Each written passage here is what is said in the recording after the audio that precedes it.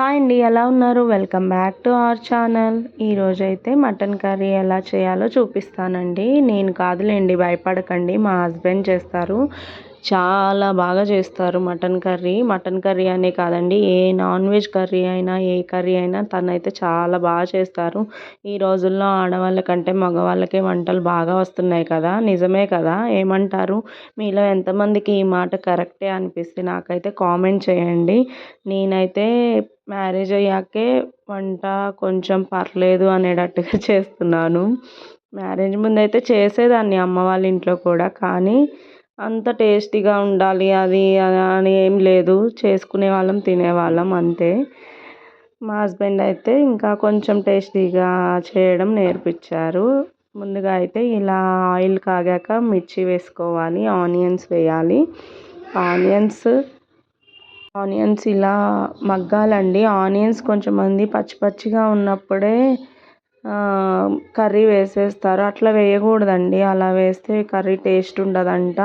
ఫస్ట్లో నేను కూడా అలా చేసేదాన్ని, కానీ ఆనియన్స్ ఇలా దగ్గరికి మగ్గాలంట. ఏ కర్రీకైనా ఇలా దగ్గరికి మగ్గితేనే బాగుంటాయంట. అలా ఆనియన్స్ మగ్గాక చూడండి, మీట్ అయితే ఎంత రెడ్డిష్ ఉందో. మా ఏరియాలో అయితే మటన్ చాలా బాగుంటుందండి, ఫ్రెష్గా దొరుకుతుంది.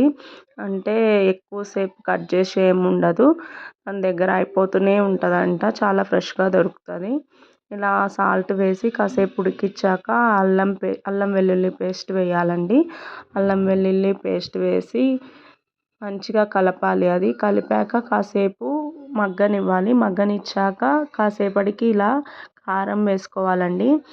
మేము తెలంగాణ వాళ్ళం కదా, కారం గట్టిగానే తింటామండోయ్. కారం అంటే నాన్ వెజ్ అంటే కారం లేనిది నాన్ వెజ్ అంత టేస్టీగా ఉండదండి. సప్పగా తింటే నాకైతే ఎట్లనో ఉంటుంది. అసలు కారం తగిలితేనే కొంచెం టేస్టీగా ఉంటుంది. మేము కారం కూడా ఇంటి దగ్గర నుంచే పంపిస్తారండి. ఇక్కడ అస్సలు షాప్లో కొనను, ఆ కారం అస్సలు నచ్చదు నాకు. ఇంటి దగ్గర నుంచే తెప్పించుకుంటాం కారం అయితే. ఇలా కారము ఉప్పు వేసాక ఆ కారం ఉప్పు అనేది ప్రతి ముక్కకు పట్టేలాగా కలపాలండి. అలా పట్టేదాకా కలిపి కాసేపు ఉడకనివ్వాలి. ఉడికాక అంటే ఒక 20 మినిట్స్ అట్లా ఉడికితేనే మటన్ అనేది మంచిగా ఉడుకుతుందండి. అలా ఉడికాక ఇలా ముక్క మునిగే వరకు వాటర్ పోసుకోవాలి. ఎక్కువ పోస్తే గ్రేవీ రాదంట అండి, ఎక్కువగా పోయకూడదంట. ఓన్లీ ఇట్లా మనకు చూపిస్తున్నా కదా, అలా ముక్క మునిగే వరకే పోయాలి. ముక్క మునిగే వరకు పోసి కొంచెం హై ఫ్లేమ్ పెట్టాలంట.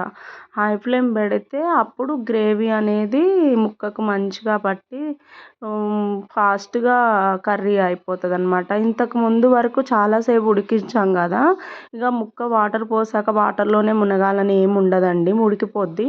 చూడండి ఎంత బాగా ఉడుకుతుందో. గరం మసాలా, ధనియాల పొడి వేసి అలా కలపాలండి. ఫైనల్గా కొత్తిమీర వేసి గార్నిష్ చేసుకోవాలి. అంతే అండి. చూడండి ఎంత బాగా ఇలా ఆయిల్ పైకి తేలే వరకు ఉడకనివ్వాలి. అంతే అండి. నా వీడియో నచ్చితే లైక్, షేర్ అండ్ సబ్స్క్రైబ్ అండి. Thanks for watching.